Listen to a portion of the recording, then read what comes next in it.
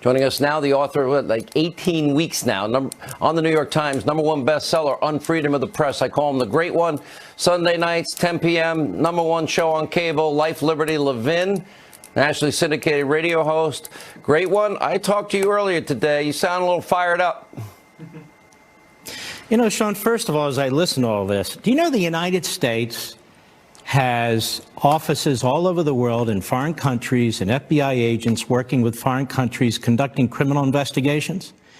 That we work with foreign countries all over the world conducting criminal investigations involving embezzlement, money laundering, drugs, and all the rest. Should we shut all those down too? Or is it just that we have an exception for anybody named Biden?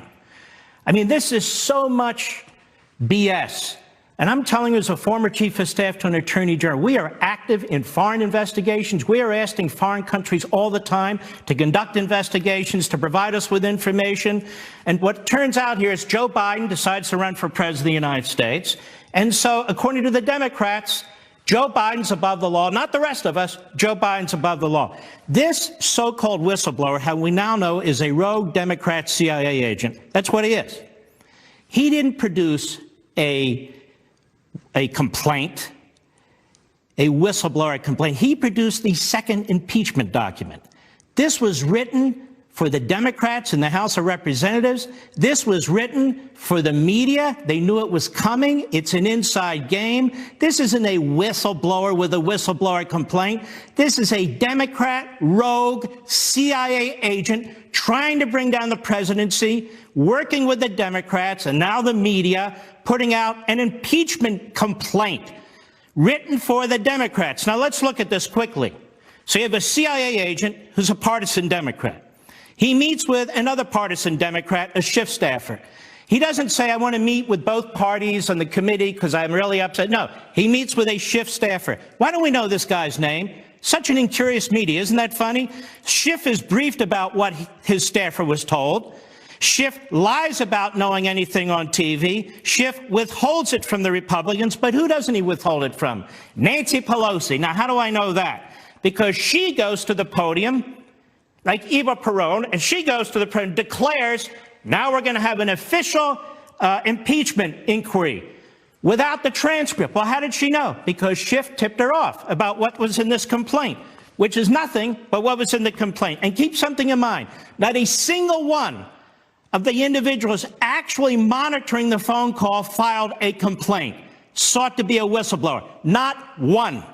Now, Schiff staffer tells the CIA agent to get a lawyer. What kind of lawyer does he get? Well, he happens to get a Schumer Clinton lawyer who happens to work with a group called Whistleblower Aid. And Breitbart has a great piece on this. They were founded in 2017 for the purpose of taking down the Trump administration. And they're working with Compass Rose Legal, which is this other legal firm. Left-wing lawyers, left-wing firms, Soros involved in funding one of them. Gee, you think this is an inside job so far? His complaint isn't drafted by him. I came on here last week and told you the whole thing. His complaint was prepared by these lawyers. Now, leaked to the New York Times that Schiff knew something about this. This was cover. So when there's a hearing, it's not so dramatic when it's found out what Schiff's role in it. And they're holding back this so-called whistleblower. They want their Blasey Ford moment. They want their Blasey Ford splash. They wanted their Mueller splash. Of course, that turned out to be nothing. But in the few minutes I've left, I want to address the United States Senate. You have a responsibility to protect the Constitution and protect this country and protect the office of the presidency. And you should launch your nuclear option. What am I talking about? Mitch McConnell was on TV saying 67 votes to change the rules. They changed the rules when it came to the courts. They can change the rules here. Simple majority with the nuclear option. Allow the Senate to dismiss those charges. I had a great talk with Robert Ray the other day. To dismiss any impeachment charges as soon as they come to the Senate. Why? We can't allow the Senate to be turned into a Nancy Pelosi plaything by the House Democrats. We don't have a House impeachment inquiry going on here. We have a Democrat Party impeachment inquiry going on here. And only the Senate has the power to police what the House Democrats are doing. And they should not participate in this. It is not a House impeachment inquiry. There was no vote. It's the Democrat Party's abuse of power. The Senate is not constitutionally required to hold a trial. It should in most cases, but in this case, it should dismiss what is a absolutely defective, what will be a bunch of charges.